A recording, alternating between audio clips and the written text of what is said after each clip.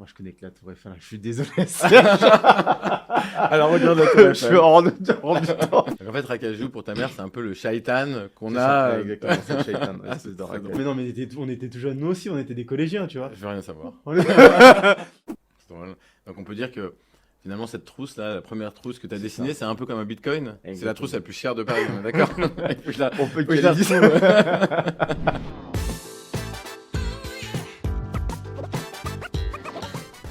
Je suis Samy Yazoni, entrepreneur et auteur.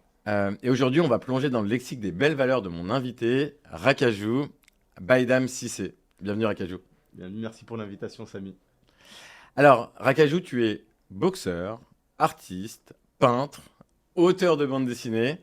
Alors, tu revendiques le mélange des genres et c'est quelque chose que j'adore chez toi, entre forme classique et graphisme contemporain. Pour ceux qui ne connaissent pas encore Rakajou, il doit en avoir quelques-uns, mais très peu. Rakajou, c'est ça. J'aime, parmi les thématiques que j'explore le plus souvent, il y a la vie de tous les jours. Je ne suis pas quelqu'un qui part dans des... J'ai pas nécessairement des univers très, comment dire, folkloriques ou... je suis quelqu'un qui est vachement ancré dans la réalité et j'aime explorer des sujets sociétaux. Alors, Rakajou, je crois que ton pseudo veut dire têtu ou tête de mule en Wolof. Explique-nous. Turbulent. C'est l'enfant turbulent. Ce surnom, en fait, il me vient de ma mère parce que mon prénom, au départ, c'est Baïdam. C'est un prénom que j'aurais pu porter mais étant donné que quand ma mère m'insultait, elle pouvait pas. T'insultais carrément. Ouais, on va y en disputer, on va adoucir la chose. Ouais. Quand je me faisais disputer, plutôt que d'employer le prénom Baïdam, du coup, qui était le prénom de son père, Ah, par respect, elle utilisait un surnom. d'accord. Comme ça, en fait, pas les injures, mais on va dire que les propos n'étaient pas redirigés directement. Tu vois, c'est Baïdam, espèce de. Parce que du coup, c'est l'impression D'accord. d'insulter son père. Et du coup, tu avais ce pseudo Rakajou. Ah. Rakajou, c'était. Donc, en fait, Rakajou, pour ta mère, c'est un peu le shaitan qu'on C'est a. ça, ouais, exactement, c'est le shaitan, Ah, espèce c'est de très drôle. Rakajou. Et alors- Rakajou, machin. T'es un artiste vraiment hybride parce que tu as développé ta pratique artistique au début tout en continuant à pratiquer la boxe, d'ailleurs qui reste une de tes passions, je crois. Comment l'un et l'autre se sont influencés? Comment est-ce que l'un et l'autre se sont influencés? Je dirais que pour ce qui est de ma pratique artistique, la rigueur sportive, c'est-à-dire que il faut mettre en place un programme, s'entraîner, euh, répéter la répétition du geste, toutes ces choses-là pour pouvoir performer en fait. On est dans quelque chose d'assez classique. Et ben ça, c'est des choses que j'ai mis en application pour mon travail artistique. C'est-à-dire que lorsque j'étais dans les transports en commun, je dessinais régulièrement les gens pour m'entraîner. C'est tout cet aspect répétitif qui du coup, que j'ai pu du coup mettre en application sur mon parcours artistique. Puis après, au-delà de le fait de se transcender, le dépassement de soi, enfin, assez cliché, mais en vrai, c'est des choses qu'on peut aussi retrouver clairement dans la partie artistique. Alors tu sais, dans ce podcast à base, on aime parler des valeurs qui sont importantes et qui guident la vie des gens dans nos banlieues, dans nos cités. Il y a 4 valeurs chez toi, quand on a discuté, qui te sont importantes. La première, c'est la curiosité. Alors la curiosité, c'est parfois une difficulté lorsqu'on vit en banlieue parce que l'ouverture au monde, c'est quelque chose qui n'est pas évident. Toi-même, tu expliques que ton approche de l'histoire de l'art, tu l'as eue parce que tu as pu un jour entrer dans un musée. Raconte-nous. Les prémices de tout ça, elles vont même bien avant. Quand je venais de déménager dans le 18e arrondissement, j'avais pas d'amis. Et le premier ami que je me suis fait, c'était lorsque j'étais à l'école primaire. J'ai dessiné sur la trousse d'un de mes camarades de classe. Et en voyant le dessin, il m'a dit: «Ah, tu dessines super bien, tu pourrais aller dessiner des portraits des gens et te faire des thunes au Sacré-Cœur.» Et Place du Terre. Place du Tertre, exactement. Et du coup, ça a été. Bon, je suis pas allé pour me faire des thunes, hein, mais en tout cas, j'ai cherché à découvrir ce fameux lieu parce que voilà, c'était quelque chose d'un peu mythique. Enfin, tout le monde connaissait plus ou moins Bien Montmartre, sûr. mais c'était quelque chose d'assez distancé, surtout pour moi qui venais d'arriver de Saint-Denis. Et là, en allant découvrir ce lieu, et j'ai découvert déjà les peintres. Et j'ai découvert ensuite l'histoire du lieu, en allant médiathèque, bibliothèque et tout. Et par extension, en m'intéressant à ces artistes, naturellement, je me suis dirigé vers les musées. C'est drôle. Donc on peut dire que finalement cette trousse là, la première trousse que tu as C'est dessinée, ça. c'est un peu comme un Bitcoin. C'est la Exactement. trousse la plus chère de Paris, on est d'accord? Il faut que je la- On peut faut que je la qualifier retrouve. Donc appel d'ailleurs au copain, il s'appelait comment? Samir Samir, Gelab. si tu nous entends. Tu es donc, on l'a compris, tu es un artiste autodidacte. Mais tu es quand même finalement revenu dans le giron des études puisque tu es diplômé la section art et image, je crois, de Courtrajmé. Courtrajmé, c'est la Gilly, c'est JR, donc que des noms qu'on connaît très bien et qui ont marqué ou qui marquent encore le monde de l'art et le paysage audiovisuel. D'où t'es venu cette soif un peu naturelle de créer? C'est le talent qui t'a amené à aimer ou c'est parce que t'aimais que t'as développé un don, un talent?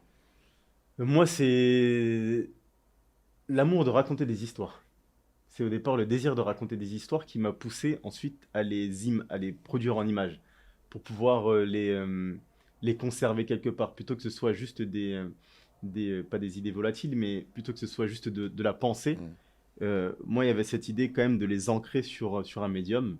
Plus petit, en fait, avec mon frère, on avait l'habitude de se raconter tout un tas d'histoires, on dessinait des petits personnages et tout. Et à tous ces personnages, on leur racontait tout un tas d'histoires. Et à partir de là, on a commencé comment ça s'appelle, à les dessiner, à raconter, à mettre en image leurs aventures. Et c'est comme ça que mon aventure elle a commencé, quoi. Et pour toi, la curiosité dans une vie, c'est une nécessité ou on peut dire que c'est en quelque sorte un luxe, que c'est pas réservé à tout le monde?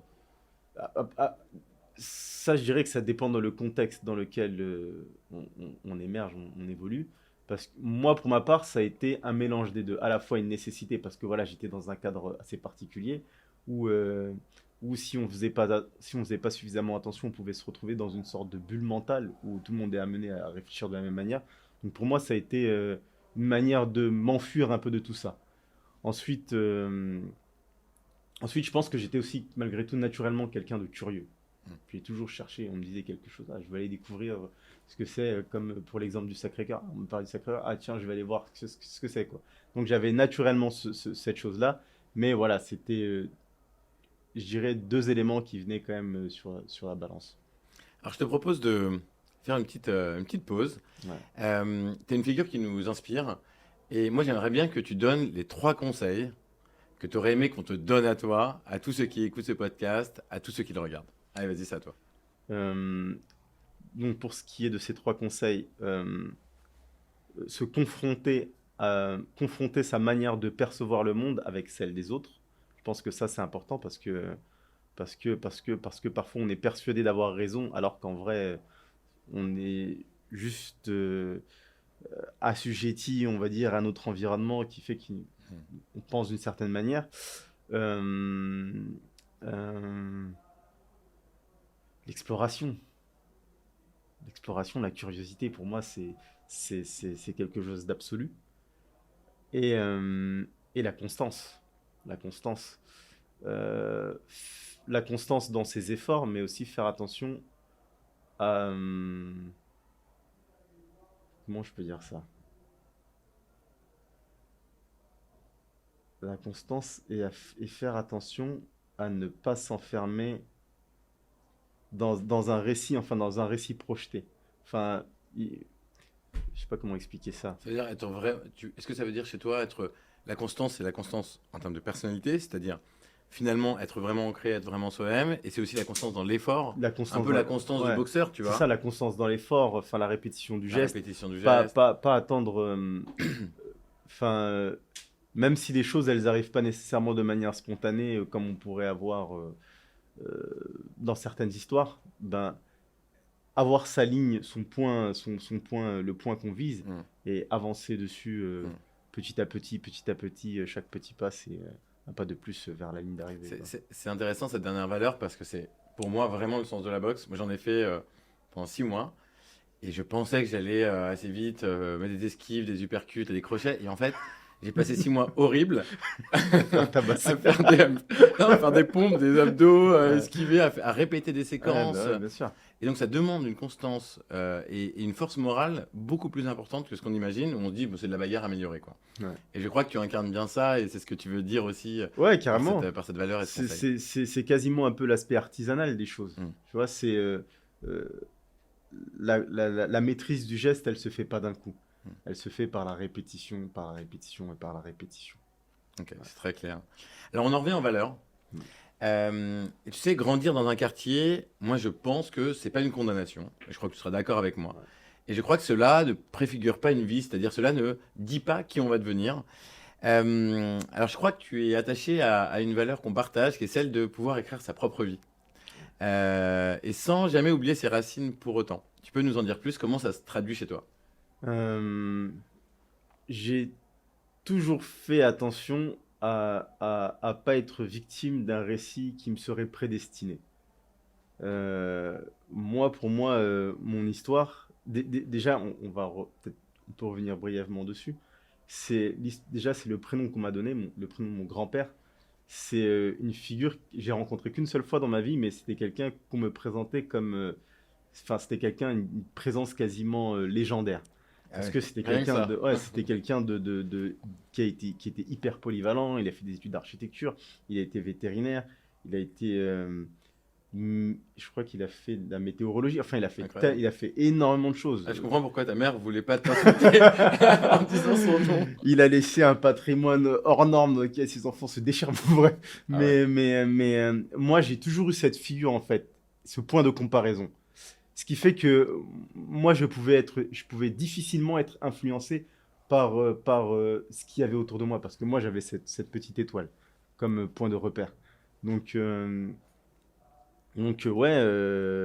C'est ce qui t'a permis de bâtir ton propre c'est ça, exactement, mon récit, propre à partir récit. quand même, ce qui est intéressant dans ton histoire, d'un récit un peu original. Ouais, T'as eu ton... ouais, il y avait Voilà. une petite impulsion, mais derrière, c'est moi. Ok, il y a cet individu qui existe. Et moi, tout de suite, je me suis mis en point de comparaison. Je pouvais pas faire moins bien que ce qu'il avait Wow. pu accomplir. Moi, D'accord. c'est ce que je me Sacré disais. fardeau. Et ta mère, elle aimait te raconter quoi quand tu étais petit? Finalement, c'est quoi les récits qui ont structuré ton enfance? T'as l'histoire de mon Il y a ton grand-père. grand-père et à côté ton grand-père. T'as les échanges qu'on avait ensemble parce que je l'harcelais quand j'étais petit. Maman, dessine-moi un robot. Ça, c'est les premières phrases que j'ai en mémoire quand je pense à elle. C'est maman, dessine-moi un robot. Je lui cassais la tête. Et pourquoi dessine-moi un robot? Parce que ma mère, elle dessinait des vêtements quand elle était plus jeune. Et elle avait ce truc, elle avait ce coup de crayon déjà initial qui fait que très vite, ben, j'ai été plus ou moins orienté vers ça, quoi. Pour moi, c'était assez naturel. Oui, si tu avais un architecte, Ouais. une styliste, Il y avait un il environnement y avait un environnement. propice. Et alors, là où tu t'es affranchi finalement de ce qu'ont fait ta mère, ton grand-père et peut-être d'autres dans la famille, du talent, je pense, qui quand même baignait quelque part dans ta lignée, c'est que toi, tu es un raconteur d'histoire. Ouais. Tu le dis souvent. Tu nous l'as dit tout à l'heure. Et comment est-ce que la peinture, ça peut raconter une histoire? C'est une excellente question.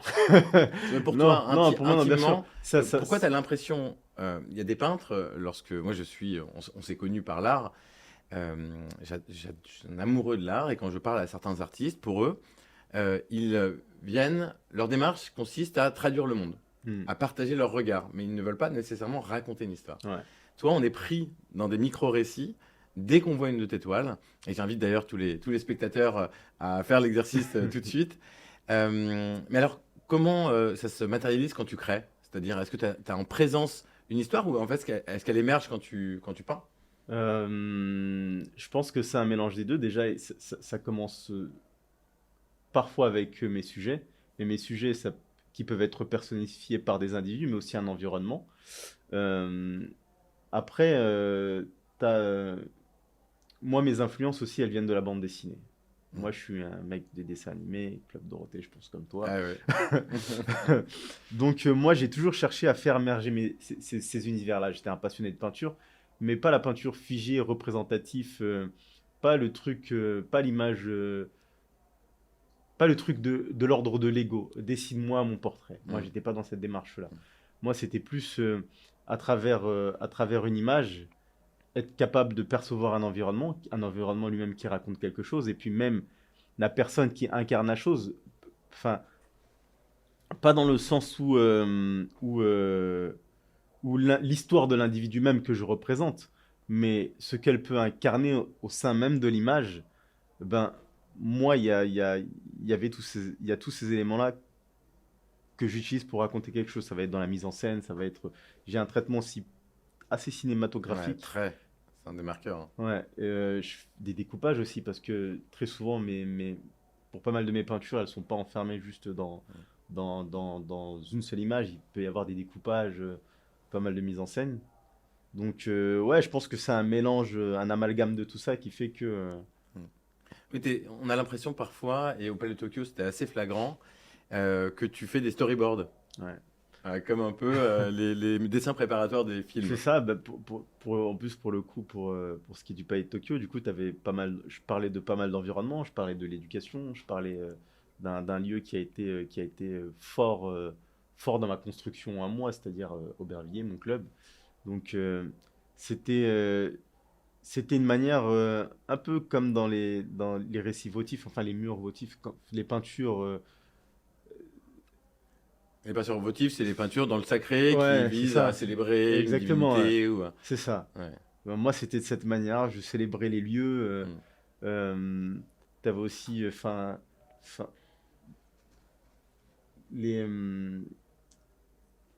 comment dire. C'était utiliser tout un tas de médiums différents. Enfin, tu vois, dans les grottes, les grottes préhistoriques, les mecs soufflaient sur leurs mains pour essayer des traces Enfin, c'est utiliser tout un tas de médiums différents pour raconter quelque chose. Et pour le Palais de Tokyo, c'était quelque chose d'assez similaire. Je n'étais pas enfermé nécessairement dans la peinture. J'utilisais la peinture, mais tu avais aussi l'image animée. Tu avais aussi la forme des objets, tu vois, l'utilisation des écrans.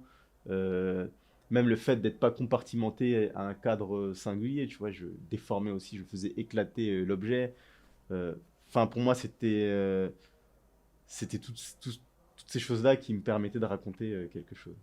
Je sais pas si c'est clair. C'est très clair. Alors, j'ai envie qu'on fasse une petite pause dans ce récit des valeurs et qu'on joue un nouveau petit jeu ensemble.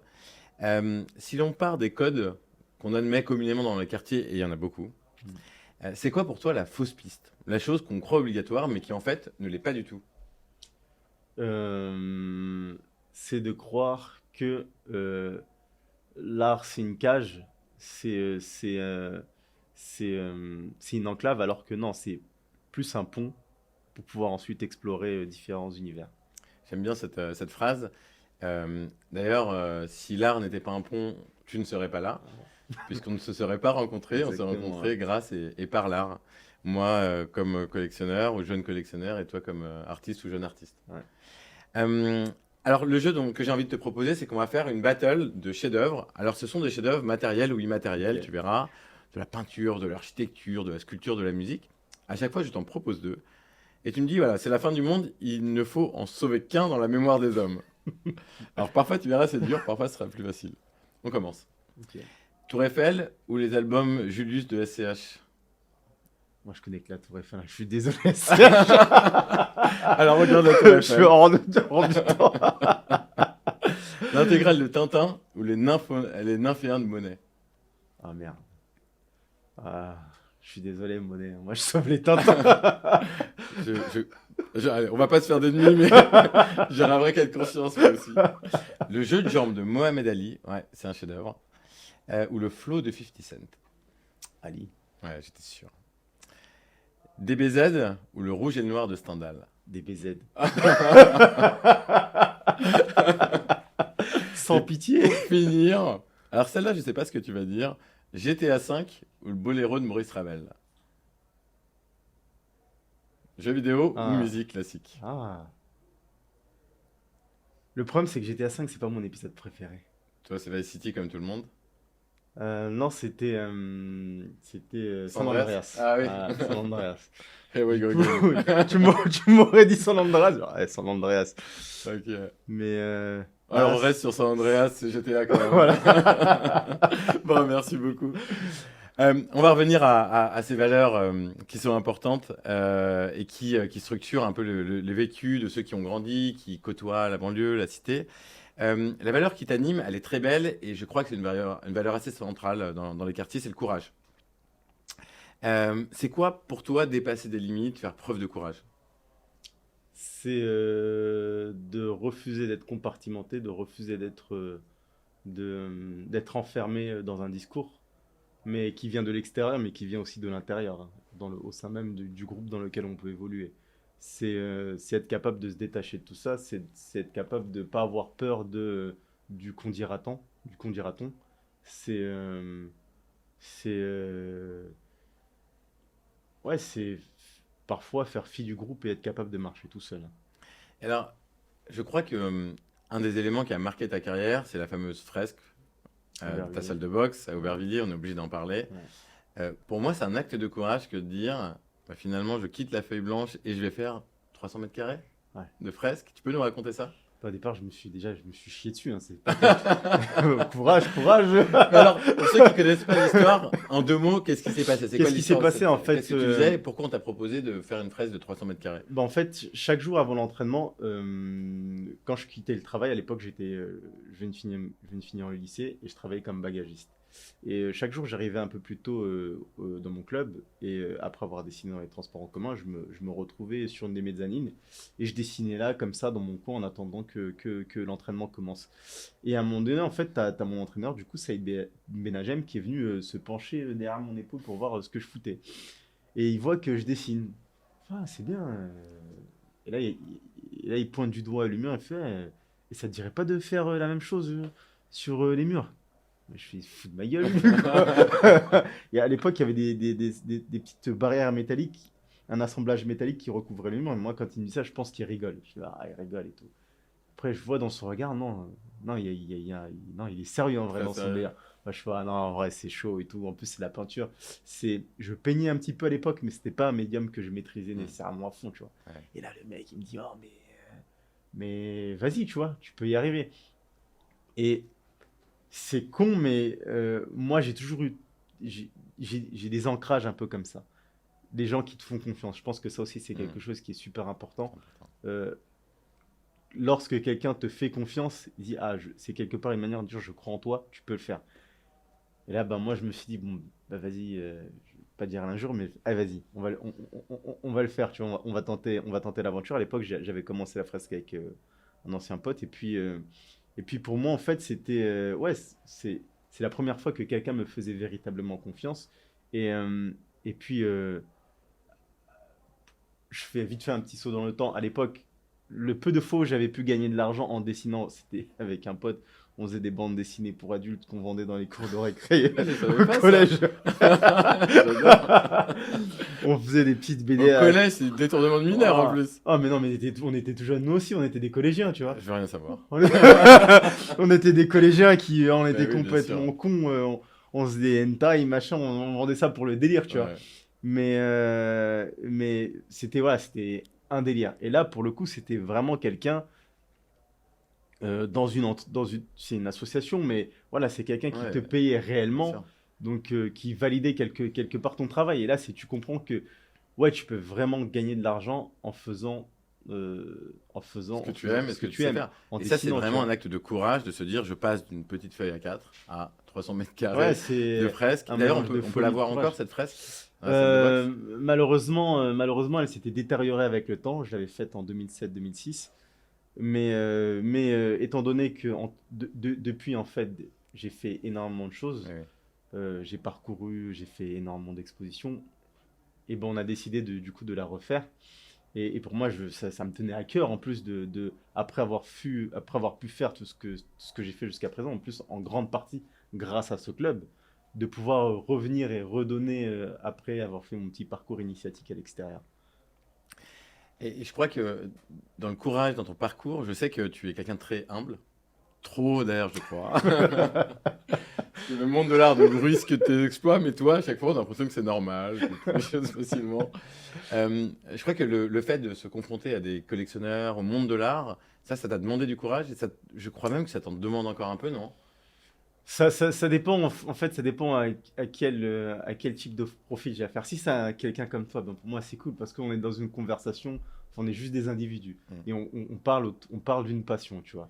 Il n'y a pas cet aspect mercantile, il n'y a pas aussi ce rapport un peu de pouvoir bizarre où j'ai face à un collectionneur, donc je vais devoir lui lécher enfin, lui lécher le Les Hulk, tout ça, babouches, tu vois, ouais. exactement, tu vois. On n'est pas, enfin, déjà, moi, c'est un truc que je supporte pas. Ouais. Pour moi, on est tous des êtres humains, tu vois, peu importe. Enfin, l'argent, oui, ok, c'est un impact sur le monde, mais c'est d'abord une illusion que nous, les humains, on s'est créé, tu vois. C'est pas quelque chose qui existe foncièrement pour hiérarchiser les Ça, c'est individus. évident. Donc pour moi, euh, outre cet aspect-là où on peut être amené à rencontrer des figures un peu comme ça, en vrai, non. Même pour être honnête, je pense que j'avais peut-être même encore plus d'a priori, tu vois. En vrai de vrai. Ah. En allant, en rentrant en Ouais, rentrant finalement, tu étais finalement. presque rassuré de Ouais, voir non, mais la la vérité, tu santé vois. mentale Ouais, non, du mais monde de vraiment, l'art après, je pense qu'il contemporain. faut faire attention de temps en temps, faire un petit pas de côté, mais peut-être pas trop prendre tout ça au sérieux. Je Ouais, pense c'est que ça. ça, c'est important. Mm. Mais c'est vrai que moi, de l'extérieur, je m'attendais à quelque chose de plus catastrophique. Mais vraiment, tu vois, c'est moi qui, pour le coup, avait des préjugés. Tu vois, tout à l'heure, je te Mm. parlais de confronter ses idées à Bien soi, tu sûr. vois. Et ben là, je pense que pour moi, dans le monde de l'art, c'est quelque chose que j'ai mis en application. Je sais que j'avais quand même des a priori. J'ai rencontré des spécimens, mais de manière générale, quand même, l'environnement et parmi les gens que j'ai rencontré des gens quand même qui étaient beaucoup plus Mm. sains Mm. que ce Bien que sûr. j'avais pu imaginer. Bien sûr. Allez, on va rejouer un petit peu ensemble. C'est parti. On va ouvrir une séquence qui s'appelle Punchline. Ça va te parler en tant que boxeur. Je vais simplement te proposer 3 phrases. Et tu vas me dire si tu penses que c'est vrai ou c'est faux dans ta vie. Si t'es d'accord Ok. ou pas. Puis après, tu verras, je te proposerai un petit jeu en plus. Première phrase. Certaines relations sont néfastes. Parfois, les chemins se séparent, mais les erreurs se réparent. Et la ligne d'arrivée est souvent la ligne de départ. Complètement Vrai ou d'accord. faux? Ouais. Ouais. Donc toi, t'es pour quelqu'un, t'es plutôt dans le pardon et Ouais. le fait d'avancer. Ouais, je pense. Et ça, à ton avis, c'est Jean-Jacques Rousseau ou c'est Orelsan? Merde. Il laisse ma culture. Non, mais Euh, c'est pas facile de le j'irai savoir. c'est Rousseau. Ouais, c'est Orelsan Ah ouais? dans Épilogue. Ouais, la fête est Ouais. finie, comme quoi, hein. J'aime Alors, beaucoup deuxième Orelsan. phrase, Merde. attention, fais de ta vie un rêve et d'un rêve une réalité. Je crois que ça te correspond bien en plus. Vrai ou faux? Ouais. Vrai, ouais. Je pense que effectivement, c'est dur de pas se Ouais. reconnaître quand on a ton Ouais. parcours. Et ça, c'est Antoine de Saint-Exupéry ou c'est Diams? Diams. Non, c'est Syntex, mais Ah en fait, c'est merde. pas vraiment Syntex, c'est Pierre Curie, il y avait un petit piège. Vas-y. Parfait. Dernière phrase. Je sais quoi, c'est l'inverse, ce sera l'autre. Dernière phrase. Les coïncidences n'existent pas. Chaque seconde, je vois des signes partout. Euh, Ah, c'est d'accord. Enfin, moi, je vais être d'accord pour moi, la chance, elle n'existe pas. C'est une succession de préparations. Et la préparation qui rencontre l'opportunité. Moi, c'est comme ça que je le perçois. Donc, quelque part, je suis assez d'accord. Ouais, je suis assez d'accord avec toi. Voltaire ou l'homme pâle? Merde. Vous avez pas la même coupe de cheveux les deux. Ouais. Répète-moi. Les coïncidences n'existent pas. Chaque seconde, je vois des signes partout. Voltaire ou l'homme pâle? Ce sera l'inverse, quoi qu'il arrive, je vais dire Voltaire. Parce que tu voulais dire l'homme pâle? T'aurais dû dire l'homme pâle. C'était l'homme pâle. Non, Bécane. Bon, merci beaucoup. Et comme quoi, cette séquence, elle est intéressante parce que, tu vois, elle révèle que les frontières sont ténues entre Ouais. l'art classique et celui qu'on va Bien considérer sûr. comme plus contemporain, peut-être un peu Ouais. moins établi. Et je suis à peu près sûr que les autres invités vont avoir aussi maille à partir avec ces phrases. Comme quoi, tu vois. Pour finir, j'ai envie qu'on revienne à la quatrième et dernière valeur que tu défends, c'est l'héritage des anciens. Mm. Et je crois que dans nos sociétés, on le dit souvent, on ne sait plus véritablement définir la place que doivent avoir les personnes plus âgées. Mais dans les cités, dans les quartiers, c'est pour ça que c'est une valeur qui résonne chez toi et qui résonne aussi dans la culture des quartiers. On ne se pose pas ce genre de questions. Et les plus anciens ont une place. C'est culturellement assez différent. Chez toi, comment ça se manifeste, cet attachement aux anciens? Bah déjà, comme j'ai dit un peu au début, moi c'est mon prénom. Gaïdam, bien sûr. C'est mon prénom et c'est tout le respect, enfin le fait de devoir l'honorer. C'est c'est c'est euh, c'est euh, c'est quelque part ce prénom en fait qui m'a offert aussi la vie que j'ai aujourd'hui. C'est tu vois, j'ai souvent eu des conflits avec ma mère sur pas mal de choses parce qu'on manquait de beaucoup de choses, mais sans me rendre compte avec le temps que la plus belle bénédiction qu'elle m'avait faite, c'était me donner ce prénom, tu vois. Donc, c'est des choses enfin, euh, avoir à respecter en fait ce qui s'était passé avant moi, enfin le parcours de mon grand-père, tout ce qu'il avait pu faire, enfin même mes tantes, hein, ma mère, mon père, toutes ces personnes-là, tu vois.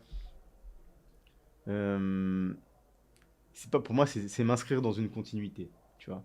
C'est honorer ce qui s'est passé avant moi et faire au mieux pour faire quelque chose d'équivalent. Je sais pas comment je peux exprimer ça. C'est très clair.